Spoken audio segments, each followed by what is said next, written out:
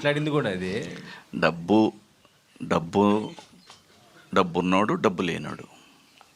ఇప్పుడు మొన్న మీరు రాజు వెడ్స్ రాంబాయ్ చూశారు.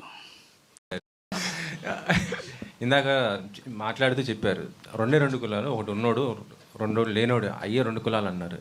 కానీ ఆ రెండు ఏర్పడడానికి మెయిన్ రూటు కులమేలే కదా సార్. దీనిపైన ఏమంటారు మీరు? నేనేం అంటలేదండి. అదే సార్, సినిమా దీనిపైనే తీశారు. ఇప్పుడు మాట్లాడింది కూడా అదే. డబ్బు డబ్బు డబ్బున్నోడు డబ్బు లేనోడు. ఇప్పుడు మొన్న మీరు రాజు వెడ్స్ రాంబాయ్ చూశారు. అది ఒక కమ్యూనిటీలోనే ఉద్యోగం ఉన్నోడికి ఇస్తాను, నీకు ఇయ్యా అన్నాడు. అంతే సార్, ఇదే సమాజం, ఇంతమించి ఏం ఉండదు. మిగతా అన్నీ స్వార్థం ఉంటాయి వాటిలో.